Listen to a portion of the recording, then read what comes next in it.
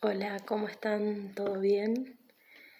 Hoy quiero continuar un poco de lo que habíamos hablado ayer acerca de ocasiones de caer, que estaba en el libro de San Mateo capítulo 18, versículo 6, en que hablábamos de los tropiezos.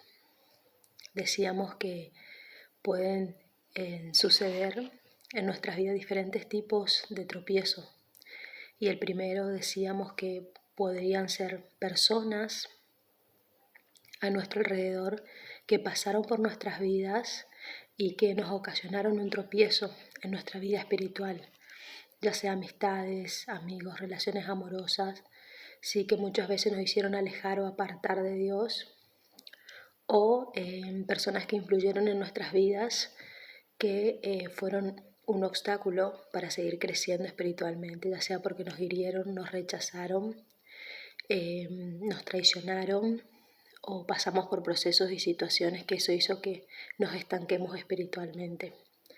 Y el segundo punto decíamos que nosotros mismos podemos ser también de tropiezo para otras personas, para otros hermanos, si nos enfocamos en juzgar, en condenar, ser de tropiezo por algún u otro motivo, si no ayudándole al hermano, no siendo compasivo, no siendo empático, puedo ser un motivo de tropiezo en la vida de alguien más, que decíamos que debíamos examinarnos y arrepentirnos si es el caso, sí, para no hacerlo. Y el tercer punto decíamos que nosotros con nuestras actitudes o nuestras acciones, ya sea con nuestros ojos, con lo que miramos, con nuestras manos, con nuestros pies, podemos ser nuestro propio tropiezo si no chequeamos lo que miramos o observamos o dónde andamos, en dónde asistimos, lo que hacemos con nuestras manos, que por ahí pueden ser actitudes o acciones que no son agradables delante de Dios.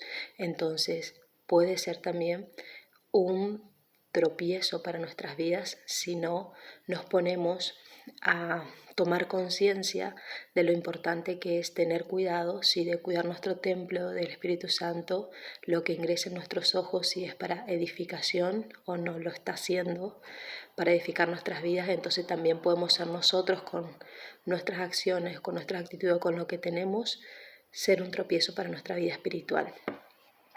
Pero hoy quiero que en esta segunda parte poder enfocarnos solamente en el punto 1. Decíamos en el capítulo 18, versículo 6, y cualquiera que haga tropezar a alguno de estos pequeños que creen en mí, mejor le fuere que se le colgase al cuello una piedra de molino de asno y que se le hundiese en lo profundo del mar. Sí, van a existir personas muchas veces que van a pasar por nuestras vidas y quizás van a ocasionar un proceso, un tropiezo, ¿sí? Ya sea porque nos hicieron algo, sí, que nos dolió o que nos perjudicó en nuestra vida espiritual. Y dice la Biblia que Dios se va a encargar de esas personas. Dice, mejor le fuere que se le colgase al cuello una piedra de molino de asno y que se le hundiese en lo profundo del mar. De alguna manera Dios no aprobando esas actitudes de esas personas que vienen a nuestras vidas, que quizás nosotros como hijos de Dios intentando o estamos intentando hacer lo correcto, caminar una vida en santidad, en integridad, y vienen estas personas y producen un obstáculo o un tropiezo en nuestra vida espiritual. Dios se va a encargar de esas personas, Dios va a tomar de alguna manera venganza contra ellos, pero ¿qué sucede en nosotros? ¿Sí? ¿Qué sucede con esas personas que reciben un tropiezo y caen o se desaniman o se debilitan, ya sea porque accedieron a una tentación, ya sea porque accedieron a un consejo que no estaba de acuerdo a la voluntad de Dios y cayeron y se alejaron y se apartaron de Dios a causa de ser influenciados, a causa de tener estos tipos, sí, o de relacionarnos con estos tipos de personas?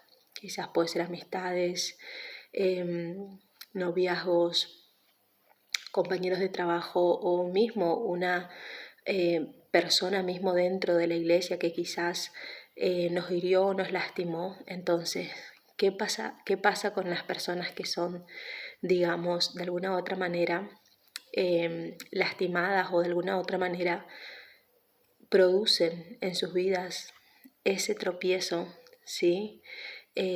O tropiezan y caen y se desaniman y se debilitan espiritualmente por esa situación, por lo que pasaron, por esa herida, por esa circunstancia, por ese proceso y demás, ¿sí? Dice, Dios se va a encargar de esas personas, pero ¿qué pasa con el que fue tropezado? ¿Cómo queda esa persona? Aquel que fue destruido emocionalmente, aquel que fue quizás herido en su corazón, quizás fue defraudado y demás. Dios también está interesado en nosotros, en sus hijos.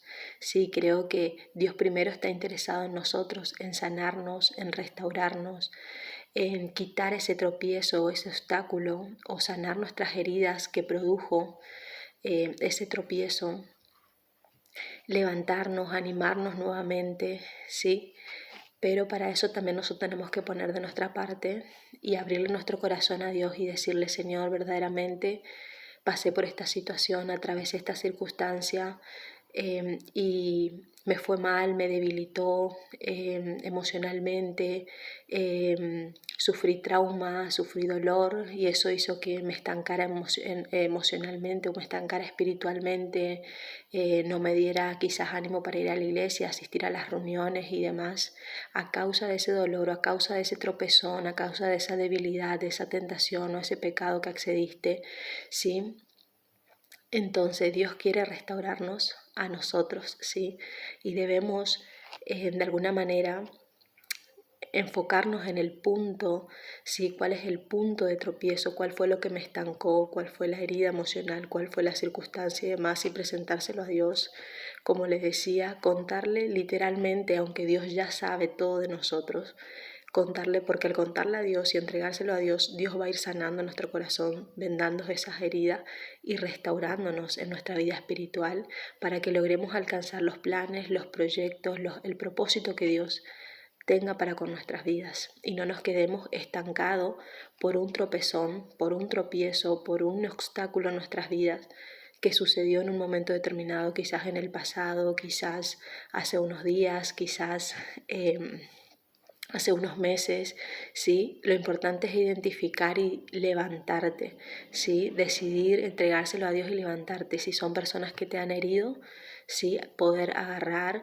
y entregárselo a Dios y soltar el perdón, soltar a esas personas. Muchas veces no es fácil perdonar, no es fácil, mucho menos a alguien que me lastimó o hirió o fue producto de mi caída, de mi estancamiento espiritual y demás. Muchas veces no va a ser fácil, pero con la ayuda de Dios, con la ayuda del Espíritu Santo, cada vez que le entreguemos a Él, hablemos con Él, Él va a sanarnos y va a restaurarnos. Entonces es importante sí, identificar eso que me estancó, que muchas veces quizás no nos damos cuenta, seguimos quizás asistiendo a la iglesia, seguimos quizás yendo a las reuniones, pero en mi situación diaria y demás he dejado de avanzar, he dejado de cumplir proyectos, planes, propósitos. Si es más, a veces puedo estar deprimido, angustiado o en amargura y muchas veces no nos damos cuenta, ¿sí? Pero qué bueno es poder identificar y desde ahí poder comenzar un proceso de restauración en Dios, en su presencia.